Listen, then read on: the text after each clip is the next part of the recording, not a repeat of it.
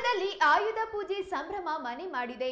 ಸದ್ಯ ಇದೀಗ ರಾಜಕೀಯ ನಾಯಕರು ತಮ್ಮ ವಾಹನಗಳು ಹಾಗೂ ಸಲಕರಣೆಗಳಿಗೆ ಪೂಜೆ ಮಾಡಿ ಸಂಭ್ರಮವನ್ನ ಆಚರಣೆ ಮಾಡಿದ್ದಾರೆ.